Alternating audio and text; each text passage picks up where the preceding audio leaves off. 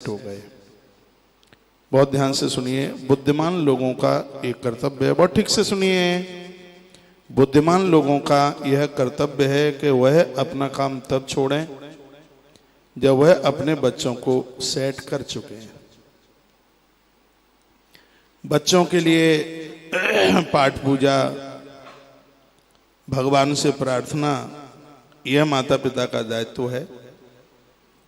वो अपने बच्चों के लिए करते रहें। शायद कभी मैंने आपको बोला हो, गुरुवार के दिन चने की दाल में थोड़ा गुड़ मिलाकर गौ माता को खिलाने से भगवान विष्णु के ऊपर 108 इलायची चढ़ाकर फिर छिलका निकालकर उस इलायची को पीपल की जड़ों में गुरुवार के ही दिन रख दें, जिससे बच्चों का काम धंधा और धन की उससे बरकत होती है।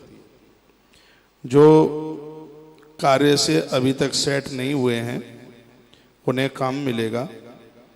3 से 7 गुरुवार तक यह काम करने से काम धंधा ठीक हो जाएगा भगवान की कृपा से। जो यह उपाय बताया है, वड़ का पत्ता ले लें, गुड़ के साथ उसमें यह इलायची छिलका उतार कर वह इलायची पीपल की जड़ों में रख करके 3 से 7 गुरुवार तक यह काम करने से घर में बरकत होती है। करके देख लीजिए, कोई इसमें कोई ज़्यादा धन तो खर्च हो नहीं रहा है, बस करना ही तो है, कर लीजिए। कुछ और विशेष बात मैं आपके बीच में रखना चाहता हूँ। माँ का फर्ज, पिता का फर्ज, ये सब अपने अपने फर्ज को अदा करें। सिर्फ जनपत्नियां लेके न घूमें, कुछ कीजिए, जिंदगी बदल जाएगी। माँ का फर्ज है बच्चों को, बेटी को अच्छे घर में पहुंचाने के लिए पूरा प्रयत्न करे, पूरी कोशिश करे। बिटिया को अच्छे से अच्छे घर में पहुंचाया जाए, माँ का फर्ज है। पिता का फर्ज है बेटे को योग्य बनाने में, उसके वाणिज्य कार्य में खड़ा होने के लिए पूरी मदद करे। आपकी योग्यता, आपकी क्षमता आपके बच्चों के काम में आनी चाहिए। योग्य है व्यक्ति, ज्ञान कभी भी बूढ़ा नहीं होता है, और ये अकल आपके पास है, हुनर आपके पास है। कोई भले ही आपको ये कहे कि तुम 80 साल के हो गए और अभी 84 के चक्कर में आप पड़े हैं, आपकी योग्यता बच्चों के काम आती है, उन्हें हुनर दीजिए। आपने दुनिया बहुत पहले से देखी है। मैं आपको बहुत निवेदन करके कहना चाह रहा हूँ, आपकी योग्यता बच्चों को योग्य बना देगी। उनको तरीके बताइए धन कमाने के, उन्हें तरीके बताइए। पिता का यह फर्ज है बेटे को योग्य बनाने में, उसके वाणिज्य कार्य में खड़ा होने के लिए पूरी मदद करे। ध्यान रहे, ऐसे कार्य के लिए प्रोत्साहित करे जिसमें किसी भी प्रकार का उस व्यापार में अन्याय न हो, किसी भी प्रकार का अपराध न हो। ऐसा हमारे आचार्य जन कहते हैं। जो कोई नया काम धंधा शुरुआत करने को जा रहे हैं, आरंभ में ऐसा कीजिए कि धन कम लगे और आवक ज़्यादा हो। ऐसे बहुत काम हैं जिनमें पहले पैसा कम लगाना पड़ता है और उसमें प्रॉफिट ज़्यादा होती है। पहले इस बात के ऊपर ये ध्यान दिया जाएगा। आज के इस प्रवचन में और भी कुछ बातें, मैं घरेलू संबंधी बातें, जो कथा में वो पूरी बातें नहीं हो पाती हैं, क्योंकि फिर वो प्रसंग का वो चैप्टर हटता है, वो कहानियाँ, वो कथाएं वो छूटती हैं। इसलिए रात्रि का यह प्रोग्राम इसके लिए बड़ा लाभदायक है। यह तो मैंने थोड़ी सी आपको व्यापार की बात की है, लेकिन उन बच्चों की बहुत तरक्की होती है जिनके पास में चरित्र है, जिनके पास संयम है, जिनके पास शीलता है, जिनके पास शालीनता है, जिनके पास विनम्रता है। कस्टमर भी दौड़ दौड़ करके उनके यहाँ आते हैं। आइए कुछ थोड़ी सी बातें हैं। चरित्र हनन ये एक बहुत बड़ा रिपू है, समाज का अमंगल करने वाला है। और देखिए, इसके लिए रिपु शब्द का प्रयोग किया है। मैं निवेदन करना चाहूंगा, माँ का ध्यान यदि बेटी के ऊपर रहेगा, ये बहुत दावे के साथ बात कही जाती है, बेटी गलत चुनाव नहीं करेगी, गलत रास्ते का चुनाव नहीं करेगी यदि माँ का ध्यान रहेगा तो। माँ की कमजोरी की वजह से ही बच्चों के चरित्र का हनन हो जाता है। बच्चों के बारे में जितना माँ को पता होता है उतना पुरुष को पता नहीं होता। वो भोली इतनी है, सीधी इतनी है कि बात को दबा करके रखती है और वह बताती नहीं। मैं बहुत बड़े आचार्य जनों की बात, पढ़े लिखे उन दीर्घजीवी लोगों की, उन महापुरुषों की बात आपके बीच में रख रहा हूँ, जिन्होंने यह बात कही है कि माँ का जब ध्यान होता है तो बच्चे चरित्रवान होते हैं। बेटी कभी गलत रास्ते का चुनाव नहीं करती जब माँ का ध्यान है। पुत्र भी गलत रास्ते का चुनाव नहीं करता, माँ का ध्यान है। बेटा हर किसी बेटी में माँ और भगनी का दर्शन करेगा, माँ का ध्यान होगा तो। माताएं अपने पुत्र को चरित्रवान और बलवान बना सकती हैं। उसके लिए बहुत ऐसे इतिहास हैं। माँ अंजनी का चरित्र है उसमें, माँ जीजाबाई का चरित्र है, महाराणा प्रताप की माँ का चरित्र है, गुरु नानक देव की माँ का चरित्र है। बहुत ऐसे इतिहास भरे पड़े हुए हैं। माताओं ने अपने बच्चों को बलवान बनाया, चरित्रवान बनाया, ये माँ की ताकत रही है। पिता अपनी संतान को बुद्धिमान और कीर्तिवान बनाता है और धनवान बनाता है। यह शब्द द्वारा से मैं बोलना चाहूँगा। इस समय बहुत माता पिता अपने बच्चों के साथ बैठे हैं। थोड़ा बच्चे भी मेरी बात के ऊपर ध्यान देंगे और माँ बाबूजी, मेरे बहन भाई भी इस बात के ऊपर ध्यान देंगे। माताएं अपने पुत्र को चरित्रवान बनाती हैं, बलवान बनाती हैं। पिता अपनी संतान को बुद्धिमान, कीर्तिमान और धनवान बनाता है। ये तीन चीजें पिता देता है। समझने वालों ने, कहने वालों ने, उन महापुरुषों ने कहा कि सोने को परखने के लिए चार बातें होती हैं। यथा चतुर्भि कंचनम शीलेन छेदेन ताप ताड़ने। सोने को रगड़ा जाता है, काटा जाता है, तपाया जाता है और उसको पीटा जाता है, तब पता चलता है कि ये शुद्ध सोना है। नहीं तो पता नहीं लगेगा, नहीं तो सोने के चक्कर में पीतल ले आओगे। सोने को परखने में चार चीजें हैं। आदमी को समझने के लिए भी चार बातें हैं जो माता पिता से हमेशा मिलती हैं। तथा चतुर्थी पुरुषम परीक्षते त्यागेन शीलेन गुणेन कर्मणा। आदमी के अंदर चार चीजें कौन कौन सी हैं? लिखने लायक बातें: त्याग, शील, चरित्र और कर्म। यदि बढ़िया इंसान होगा, बढ़िया आदमी होगा, ये चार चीजें जिसके पास होंगी वो बढ़िया होगा। त्याग यानी देने की भावना, शील विनम्रता, चरित्र इंद्रियों को अपने वश में काबू में रखना। जो बच्चे चरित्रवान होंगे मन मुताबिक व्यवहार नहीं करेंगे। जिनके अंदर त्याग की भावना होगी जीवन माता पिता के लिए निकाल देंगे। जिनके पास शील होगा वो वृक्षों को भी राम राम करके चलेंगे। चौथी बात है कर्मणा। ये चौथी चीज जिनके पास में होगी वह बिना कर्म किए तो जल भी नहीं पिएंगे। जैसे सोने को, स्वर्ण को परखने के लिए चार चीजें चाहिए, उसी प्रकार से इंसान को परखने के लिए भी चार चीज चाहिए। एक है त्याग, दूसरा है शील, तीसरा है चरित्र और चौथा है विशुद्ध कर्म। माता पिता संयमित जीवन जिए, पातिव्रत धर्म का पालन नारी करे तो बच्चे चरित्रवान बनेंगे, धनवान बनेंगे और विद्यावान बनेंगे। ये माता पिता को चाहिए। नदी तीरे चय वृक्षा परगे है सुखामिनी, मंत्रहीनाश राजाना शीघ्र नश्यंत संशया। मैं फिर बोलूंगा ये श्लोक। नदी तीरे चय वृक्षा पर गे हेसु कामिनी, मंत्रहीनाश राजाना शीघ्र नश्यंत संशया। इसका अर्थ है कि स्त्री को चाहिए कि वो दूसरों के घर जाने से बचे, नहीं जाए। नारी को चाहिए कि दूसरे के घरों से जाने से बचे, ज्यादा से ज्यादा वो अपने ही घर में रहे। विवाह के बाद इन नियमों का जरूर पालन करे। बड़ी दीदी के यहां तो कम से कम ही जाए। हाँ, कम से कम। आप सब अनुभवी हैं, मुझे ज्यादा कहने की बिल्कुल जरूरत नहीं है। बड़ी कथाओं में इस बात के लिए प्रमाण भी दिए गए हैं। विवाह हुआ, अपना घर संभालिए, परिवार संभालिए। कहाँ इधर उधर घूमने की जरूरत है? कहीं किसी के घर में फालतू व्यर्थ में मत जाइए। इन सब चीजों का असर संतान के ऊपर पड़ता है। बच्चों को संस्कारित बनाना, ये सब चीजें बाजार में मूल नहीं मिलेंगी। आपको करना है, आपको बेटी कहाँ देना है, आपको किसकी बेटी को अपने घर में लाना है, ये चुनाव आपको करना है। लेकिन ये सब चीजें आजकल आपने बच्चों के ऊपर छोड़ रखी हैं, इसलिए बहुत दुखदाई है, बहुत कष्ट हो रहा है। ये बच्चों का काम नहीं है, आपका काम है। ये काम बच्चे ही करेंगे। मैं कालिका पुराण की कथा में कल ही निवेदन कर रहा था, यदि यह काम आप बच्चों के ऊपर छोड़ देंगे तो फिर आपको क्या करना है, आप क्या करेंगे फिर?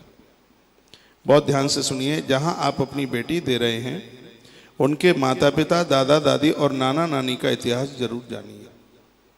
जहां आप अपनी बेटी को दे रहे हैं, उनके माता पिता, दादा दादी, नाना और नानी का इतिहास जरूर जानिए। कोई आत्महत्या करके तो नहीं मौत को प्राप्त हुआ। यह अपराध पीढ़ी दर पीढ़ी लोगों को कष्ट पहुंचाता है। ये आत्महत्या का जो एक पाप है, वो इन कुटुंबों को छोड़ता नहीं है, इसलिए इसकी परख करें। इस परिवार को किसी को कोई ऐसी बीमारी तो नहीं है जो वंशानुगत चल रही है। ऐसी बहुत बीमारी हैं वंशानुगत जो चल रही हैं, वहां भी संबंध करने से थोड़ा रुकिए। ऐसा परिवार तो नहीं है जो धन के भूखे हैं, उनके अंदर मानवता की प्यास ही ना हो, सिर्फ धन की ही प्यास है। कृपया ऐसे लोगों से भी बचिए। देखिए जो धन के भूखे हैं, देखिए कि परिवार संगठित है कि नहीं। संगठित परिवार की बेटी नहीं आएगी तो आते ही आपके घर को, परिवार को अलग अलग कर देगी। तत्पश्चात कारोबार देखिए किस हिसाब का, ये भी देखिए। बड़े बड़े कारोबारी दुनिया भर के लोन लदे होते हैं। कुछ ये भी देखें। गोत्र देखिए, आपसे मिलता तो नहीं है। वर वधू की आयु को देखिए, कहीं ज्यादा अंतर तो नहीं है। ये सब बातें ग्रंथों में कही गई हैं। इस समय धर्मशास्त्र जैसे दिव्य ग्रंथों के माध्यम से। कौन है ये गली में इतनी आवाज आ रही है? देखना राजन।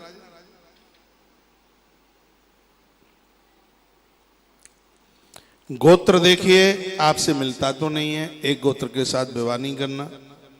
वर वधू की आयु का अंतर जरूर देखिए, जिसका वर्णन ग्रंथों में किया गया है। द्वितीय विवाह प्राय ज्यादा से ज्यादा असफल होते हैं, वहां कृपया सोच समझ करके कदम उठाएं। जो दूसरे विवाह होते हैं, जिनको पुनर्विवाह कहते हैं, बहुत कम ही रूप से वो टिकाऊ हो पाते हैं। थोड़ा उसके ऊपर ध्यान देंगे। आप अपने बेटे के लिए बहू ला रहे हैं, उसके गुण देखिए। क्या गुण हैं जिस कन्या को आप लेके आ रहे हैं? स्वस्थ होनी चाहिए, जिससे वह आने वाले समय में अच्छी संतान को जन्म दे सके, कोई बीमारी ना हो। ग्रंथ में लिखा है, जिसकी बेटी इतनी बीमार है और उसके उन छुपे हुए रोगों के बारे में आपको पता है, ऐसी बेटी को आप किसी को देते हैं तो जघन्य अपराध के भागीदार बनते हैं। ऐसा महात्मा याज्ञवल्क्य ने अपनी स्मृति में कहा था। वो आपको जानकारी है, लेकिन आप तो आफत काटना चाहते हैं। नहीं, ऐसा छलाव किसी के साथ ना किया जाए। हमारे धर्म शास्त्रों ने ऐसी हम लोगों को प्रेरणा दी है, हम उन बातों को माने। जो मानसिक रोगी है, उसके मस्तिष्क में कोई किसी प्रकार का रोग है, ऐसी वधू अपने घर में ना लाइएगा, भले ही बेटा कुंवारा रह जाए, अविवाहित रह जाए। उसकी मानसिकता मजबूत होनी चाहिए, जिससे घर का अच्छा माहौल बने। व्यवहार कुशल होना चाहिए। आजकल आप बच्चा देखते हैं, रंग रूप देखते हैं, हाइट देखते हैं, विचार थोड़ी देखते हैं। हाइट देखेंगे, लंबाई चौड़ाई देखेंगे, मानसिक बातें कहाँ देखी जाती हैं? रंग रूप देखा जाएगा, चमड़ा चमड़ी देखी जाएगी, मानसिकता नहीं देखी जाती। व्यवहार कुशल, जिससे वह सासू ससुर और परिवार की अति प्यारी बहू बन सके, ऐसी कन्या खोजिए जिसके अंदर कुछ सुनने की भी ताकत हो। ये नहीं कि घर के लोगों ने कुछ कह दिया तो थैला उठाकर सीधे पियर पहुंची और जाकर के कह दे कि उस घर में तुम ही रह लो, मुझे नहीं रहना। तो ऐसी बेटी को बहू बनाकर लाइए जो व्यवहार कुशल हो, सुनने की ताकत हो। ऐसी बहू घर में होने वाली बहू छोटी मोटी परेशानियों में तो वो हिलती भी नहीं है, और ऐसी ही बेटियां किसी घर में पहुंच करके वृद्धों को संभाल पाती हैं। और जब उन वृद्धों का आशीर्वाद इन बहुओं को मिलता है तो परमात्मा शरीर से भले ही नहीं लेकिन कृपा से उस घर में ही रहता है ईश्वर। ऐसा हमारे धर्मशास्त्रों में लिखा। भगवान को पूजने वाली कन्या हो जो तुम्हारे घर की बहू बन के आ रही है, नारी के अंदर धार्मिकता और ईश्वर पर विश्वास करने वाली हो जिसका असर उसकी संतान के ऊपर पड़ता ही है। भगवान को पूजने वाली नारी, उसके अंदर धार्मिकता हो, ईश्वर के प्रति विश्वास हो जिसका असर उसकी होने वाली संतान के ऊपर पड़ता है। समर्पण, जो जीवन भर पति परिवार के साथ समर्पण इतना हो जो जिंदगी भर अपने पति और ससुराल परिवार के साथ कंधे से कंधा लगा करके खड़ी रहे। विवाह भारतीय परंपरा में जिंदगी भर का साथ है। हमारी संस्कृति में तो विवाह को यज्ञ कहा। पुरुष की छाया उसका संग छोड़ सकती है, लेकिन अच्छे माता पिता की बेटी जिस घर की बहू बन करके गई है वो कभी परिवार और पति का संग नहीं छोड़ सकती। ये उसकी पहचान है। जो आजकल के विवाह हो रहे हैं, हम तुम राजी क्या करेगा काजी, किसी का परिवार नहीं बसाती।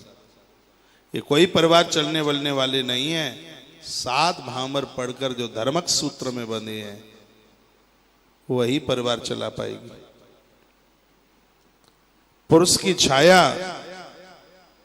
उसका संग छोड़ सकती है, लेकिन संभ्रांत माता पिता की बेटी जो बहू बनकर किसी के घर में गई है वो अपने परिवार और पति का संग नहीं छोड़ती। तुम दोनों का साथ पूजा, परमार्थ और कलयुग को सतयुग में बदलने वाला होगा। पति और पत्नी के संस्कार होंगे, धार्मिक होंगे, समर्पण भाव होगा। 4 चीजें अभी मैंने पूर्व में बताई हैं। ये चारों चीजें होंगी। ये पति और पत्नी कलयुग को सतयुग में बदल देंगे। ये ताकत उनके पास में है। कुछ पुरुषों के भी गुणों का वर्णन किया, ये तो मैंने नारी के गुणों का वर्णन किया। जो आप अपनी बेटी को वर देखने को जा रहे हो तो आप भी थोड़ा सावधान रहिए। नारी की इज्जत करना जो जानता हो, जिसके अंदर ऐसा समर्पण का भाव है, ऐसा वर खोजिए। ऐसा नहीं कि पैसा तो बहुत है लेकिन कोई पुरानी बीमारी है, ऐसा नहीं। जिसके मन में कोई छिपाव न हो। जो पुरुष पत्नी से कोई राज नहीं छुपाता, पत्नी के हृदय में उसके लिए खास जगह होती है। सुन लो, जो पुरुष पत्नी से कोई राज, कोई बात नहीं छुपाता, उस पत्नी के हृदय में अपने पति के लिए एक विशेष स्थान होता है। धर्म में विश्वास, इससे परिवार और संतान पर बहुत बड़ा असर होता है। इस समय मुझे मातृशक्ति और शक्तिवान पुरुष लोग ये सभी सुन रहे हैं। आप धार्मिक हैं, आपके होने वाली संतान के ऊपर इसका असर होगा। पूजा में बैठते हैं, अपने बच्चों को अपने पास बैठाइए, पवित्र आचरण के साथ जीवन का निर्वाह कीजिए। इसका असर होने वाली संतान के ऊपर बहुत ही ज्यादा पड़ता है।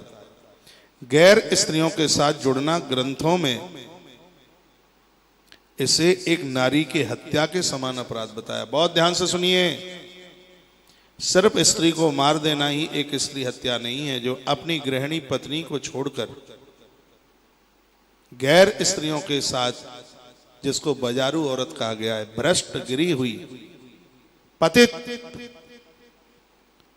जिसका जन्म ही दूसरों के धर्म के साथ खिलवाड़ करने के लिए हुआ है। जो पुरुष 7 भामर पढ़ने वाली अपनी ऐसी गृहिणी पत्नी को छोड़ करके और ऐसी स्त्रियों के साथ में जो जुड़े हुए हैं, उस पुरुष को स्त्री हंता कहा है ग्रंथों में। उसको स्त्री मारने का पाप लगता है। और याद रखिएगा, 100 गायों का वध और एक स्त्री का वध एक बराबर है। जो अपनी पत्नी को छोड़ करके गैर दूषित स्त्रियों के साथ जिन्होंने अपना जीवन निकाला है, अपनी गृहिणी को छोड़ा, ऐसे उस व्यक्ति को स्त्री हंता कहा गया, उसको नारी हत्यारा कहा गया। इसलिए मैं निवेदन करूंगा, जीवन में कभी ऐसा ना हो यह आदत कहीं बच्चों के अंदर चल करके आ जावे और उनको जीवन में स्त्रियां छोड़ते और उनको कई विवाह करने पड़े। ये पाप नहीं, ये पाप का बाप होगा। ऐसा ना हो ये आदत जीवन में कहीं आ ना जाए, तो आपके बच्चे जीवन में कभी आपका सम्मान नहीं कर पाएंगे। जो मन मुताबिक प्रेम विवाह करते हैं जो माता पिता, उनके बच्चे उस माता पिता का कभी सम्मान नहीं करते और ये दोष उनके अंदर भी आ जाते हैं। कि मम्मी ने भी तो अपने मन से ही विवाह किया था, पापा ने भी तो ऐसे ही चुनाव किया था, तो हमें क्या गलती है? फिर ये दोष उनके अंदर आ ही जाएंगे। यदि आप अपने बच्चों का बहुत बड़ा उत्थान चाहते हैं तो मेरे युवान भाई बहन, आप इन गलतियों को करने से बचिएगा।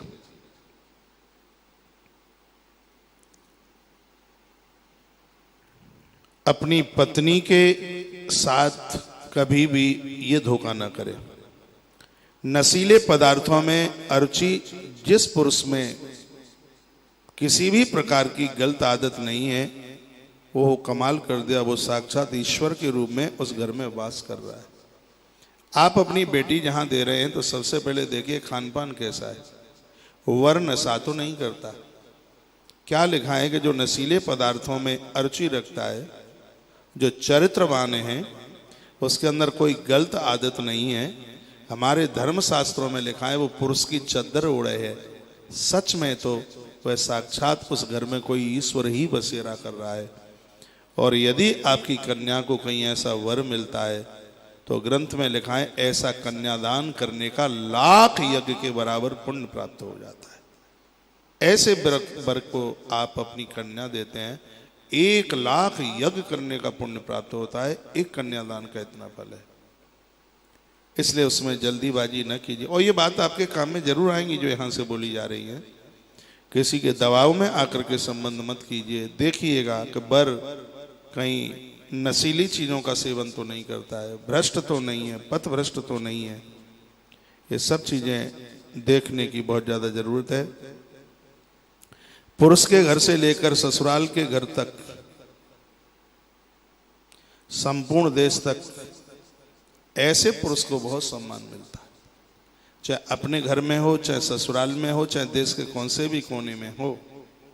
जो नशा पत्ता नहीं करते हैं, जिनका खान पान गड़बड़ नहीं है, जो चरित्रहीन नहीं है, संसार की जगत की बात छोड़िए, ऐसे पुरुषत्व का सम्मान स्वयं देवत्व करता है। स्वयं देवता उसका सम्मान करते हैं।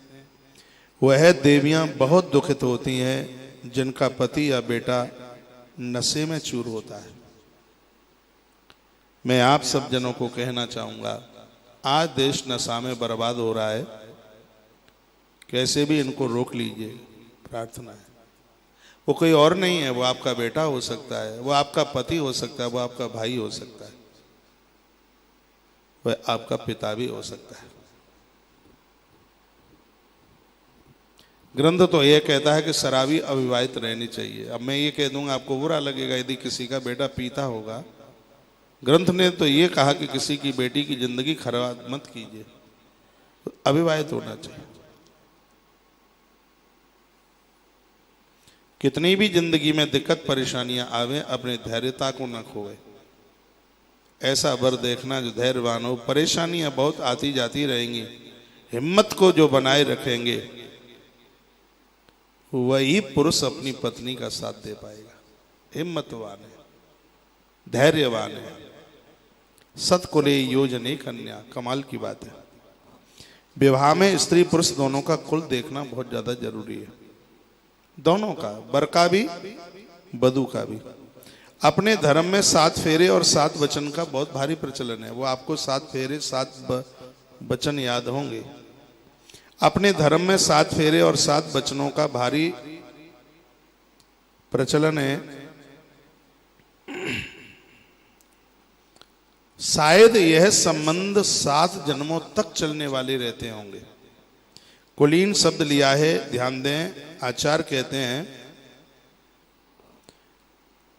पता लगाएं, जहां आप अपनी बेटी दे रहे हैं, पता लगाएं कि उस पुरुष ने किसी की कन्या का हरण तो नहीं किया है, किसी की बेटी को भगा के तो नहीं ले गया, लिखा है स्पष्ट, या दूसरी कन्या के साथ विवाह तो नहीं किया, विवाह करके उसको छोड़ तो नहीं दिया। ये बहुत ध्यान, आज के समय में तो बहुत ध्यान देने की बात है। बहुत बड़े परसेंट में कन्याओं का जीवन बर्बाद हो गया इस स्थिति में। पहले पता लगाते नहीं है, पता लगता नहीं है, बाद में माथा पकड़ करके रोना पड़ता है।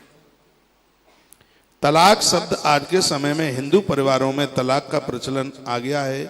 ये अपने देश का शब्द कभी नहीं था। हमारे धर्म में तलाक जैसा कोई शब्द ही नहीं था, लेकिन यह शब्द आज तो बहुत ज्यादा टांगे पसार रहा है।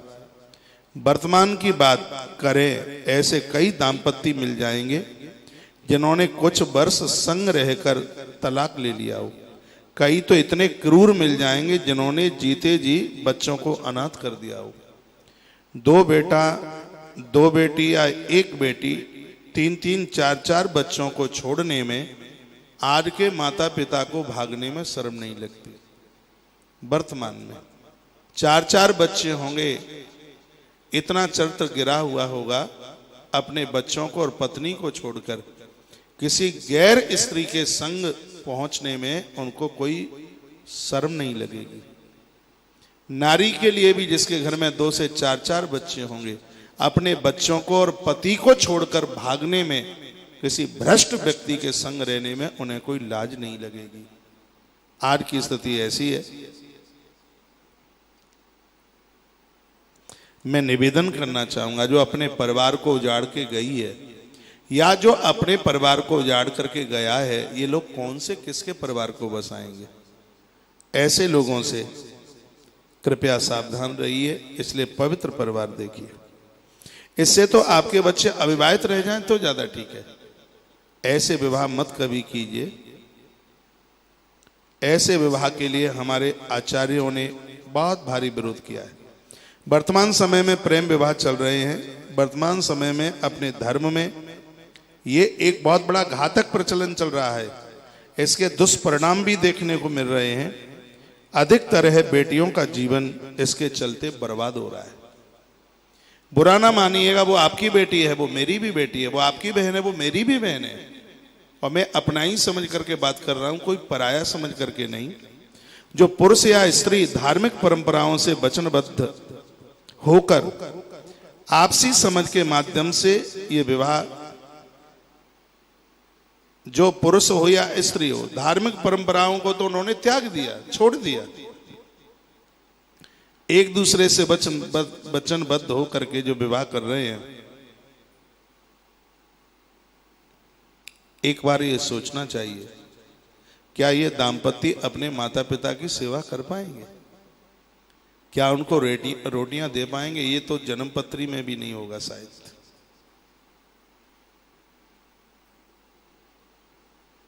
ये विलासी लोग इस समाज को दूषित करने में लगे हैं।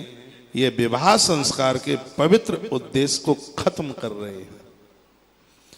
इससे ज्यादा तरह से बेटियां बर्बाद हो रही हैं। कहते हैं कि इन कुल नाशक पुत्र या पुत्रियों को समाज या धर्म से बहिष्कृत कर देना चाहिए। मेरी बात सुनने में तो अटपटी लगेगी। जिस बेटे ने मन मुताबिक विवाह किया है उसको घर में एंट्री ना मिले। जिस बेटी ने मन मुताबिक विवाह किया है पियर के घर में उसको एंट्री ना मिले। हमारे आचार्य जन रो रो करके वो ऋषि लोग कहते हैं कि यह वो कुल नाशक लोग हैं, पुत्र हो या पुत्रियां, जिन्होंने अधर्म परंपराओं को धार्मिक परंपराओं के साथ इतनी बड़ी खिलवाड़ की है, प्रकृति कभी बख्शेगी नहीं। यही उचित है, नहीं तो यह रोग समूचे समाज को निगल जाएगा। जो ये मैं माइक लेकर के ये बात कह रहा हूं, ये प्रकृति के वातावरण में ये बातें जीवंत रहेंगी, कभी मरेंगी नहीं। और मैं यहां से कुछ निवेदन कर रहा हूं, ये मैं प्रकृति के इशारे पर कर रहा हूं। अभी भी कुछ नहीं बिगड़ा है, संभाल लो। आने वाली स्थितियां इतनी गंभीर हो जाएंगी, चाहे आप बेटी के पिता हो चाहे आप बेटे के पिता हो, 2-4 पीढ़ी के बाद वंश परंपरा रुक जाएगी। जो इस 10 साल में जो स्थिति हुई है, सब मंदिरों में धोख लगाई जा रही है, सब जगह आना जाना हो रहा है, संतान का जन्म नहीं हो पा रहा। क्यों? पाप चरम सीमा से ऊपर बढ़ रहा है। यदि यही स्थिति हुई तो बात बहुत ही ज्यादा सोचने के लायक हो जाएगी। इसका बहिष्कार होना चाहिए। आज कल मम्मी पापा भी कह देते हैं, बेटी तुम चुनाव कर लो, बेटा तुम देख लो, फिर हम फेरे डलवा देंगे। ये कभी ब्रह्म विवाह नहीं हो सकते, ये भारतीय परंपराओं के साथ वाले ये विवाह नहीं हो सकते। इससे समाज में पतन, अपराध, हत्या, आत्महत्या। आपको पता है ये मनमौजी के जो विवाह होते हैं, इसमें कितनी आत्महत्याएं होती हैं। युवान, युवतियां और युवक इसमें कितने मरते हैं, गवर्नमेंट आंकड़ा नहीं लगा सकती इस बात का। इसी से हो रहा है। इससे समाज में पतन, अपराध, हत्या, आत्महत्या, बिखराव, ये सब देखने को मिल रहा है। ये आज के विवाह आधुनिकता के नाम पर देश और धर्म के लिए एक बहुत बड़ा घातक है। यदि इसके लिए आवाज नहीं उठाई गई, यदि इसके लिए कुछ नहीं बोला गया, तो इसके परिणाम बहुत विपरीत निकलेंगे। पूर्व काल में विवाह जैसा कोई संस्कार नहीं था। वैदिक काल में सर्वप्रथम वैदिक ऋषियों ने ही विवाह की नियमावली बनाई। जिसने विवाह की नियमावली बनाई उस ऋषि का नाम था श्वेत केतु।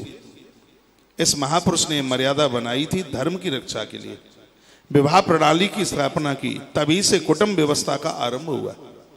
नहीं तो पहले चाचा ताऊ, मामा मामी, फूफा बुआ, ये सब कुछ होता ही नहीं था। ये विवाह की परंपरा जब से आरंभ हुई, तब से एक कुटुंब बना, एक परिवार बना, रिश्तेदार बने, संबंधी लोग बने।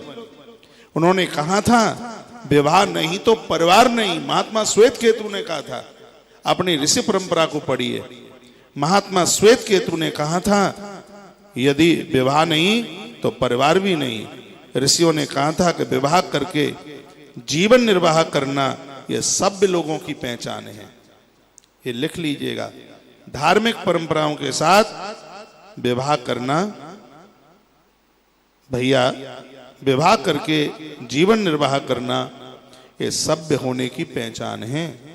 विवाह संस्कार हिंदुओं में 16 संस्कारों में से एक प्रमुख संस्कार है। विद्या अध्ययन पूरा होने के बाद माता पिता के निर्णय लेने पर विवाह होता था। उसे ब्रह्म विवाह के नाम से जाना जाता था। पति और पत्नी मिलकर एक परिवार की स्थापना करते। मजबूत परिवार ही कुटुंब के रूप में परिपक्व होता था। जब से प्रेम विवाह चले हैं तब से परिवार बिखर गए, माता पिता संतान से अलग हो गए। इस वैदिक ब्रह्म विवाह में माता पिता सास ससुर की प्रमुख भूमिका में थे, जो कि आज बिल्कुल अलग हो गए। बच्चों पर ध्यान दें, कुल नष्ट हो जाएगा। कुलीन बेटी लेकर के आना, अपने परिवार में उसको बहू बनाना, कुलीन वर देखना, ये माता पिता का धर्म ही नहीं, यह उनका परम धर्म है। महापुरुषों ने कहा माता पिता की मौजूदगी में होने वाला विवाह है वही विवाह है, और को किसी को विवाह नहीं कहा जा सकता। वर्तमान समय में ब्रह्म विवाह लुप्त होता जा रहा है। यह देश और धर्म के लिए शुभ नहीं है। हमारे धर्म में विवाह एक बहुत बड़ा संस्कार ही नहीं, पूर्णतः एक ऐसी वैज्ञानिक पद्धति है जो व्यक्ति के भविष्य का सुनिश्चित निर्माण करती है। इस ब्रह्म विवाह से परिवार में प्रेम, विश्वास, समर्पण और अपनत्व की भावनाएं जागती हैं। परिवार की पूर्ण सहमति से किए गए ब्रह्म विवाह में दोनों दाम्पत्य एक दूसरे का सम्मान ही नहीं, एक दूसरे के दुख और कष्ट को भी समझते हैं। वासना का दाम्पत्य जीवन में अत्यंत तुच्छ और घृणित गिरा हुआ है। आज ज्यादा तरह से जो विवाह होते हैं वो संतान को जन्म देने के लिए कम, वासना की पूर्ति के लिए विवाह होते हैं, जो कि एक धर्म के लिए घातक हैं, एक समाज के लिए और एक परिवारीय प्रतिष्ठा के लिए एक बहुत बड़ा ये दुर्धर टूटने वाला पहाड़ की तरह है। दो आत्माओं के मिलने से उत्पन्न होने वाली उस महाशक्ति का निर्माण करना ही तो ब्रह्म विवाह है। इसलिए मैं संपूर्ण देशवासियों को, युवान भाई लोग और भगिनियों को यह मैं निवेदन करना चाहूंगा कि ब्रह्म विवाह को बढ़ावा मिलना चाहिए। दो शरीर, दो मन, दो हृदय, दो प्राण और दो आत्माओं का एक हो जाना ही अगाध वह विवाह है जहां से धर्म को बढ़ावा होता है। पूर्वज पितर लोग मौत के बाद भी शकुन मनाते हैं जब यह ब्रह्म विवाह होता है। समन्वय करके अगाध प्रेम के व्रत का पालन करने वाले दंपत्ति क्या जवाब दिया है, वह नारी साक्षात उमा की तरह है और वह पुरुष साक्षात भगवान शंकर की तरह है। यही विवाह का स्वरूप है। हमारे आचार्य जनों ने इस बात के ऊपर बहुत ज्यादा जोर दिया है। आज रात्रकालीन बेला में आप बहुत बड़ी संख्या में जन सुन पा रहे हैं। मैं यही निवेदन करना चाहूंगा, यदि बच्चे मुझे सुन पा रहे हों तो इस बात से वह संकल्पित हों कि माता पिता की देख रेख में ही हमारा विवाह संपन्न होगा। माता पिता के इस अधिकार को उनसे हम कभी छीनेंगे नहीं। यह विवाह वासना के लिए नहीं, यह विवाह उपासना के लिए होना चाहिए, अमर्यादा के लिए नहीं, यह मर्यादा के लिए होना चाहिए। एक बार पुनः निवेदन करूंगा, जिस घर के स्त्री पुरुष दाम्पत्य ऐसे धार्मिक आचरण के साथ बने हैं उस परिवार में कभी किसी भी प्रकार का दोष नहीं रहता, उस परिवार में कभी किसी भी प्रकार का मंगल नहीं होता, उस भूमि में कभी किसी भी प्रकार का दोष नहीं होता। जिस परिवार में दाम्पत्य इतने पवित्र और इतने पावन हैं। आज की बात को यहीं विराम और आप सबको प्रणाम। जय श्री कृष्ण, जय श्री राम, जय गौ माता, जय राधे श्याम। अच्छा लगा हो तो वीडियो आगे भेजना।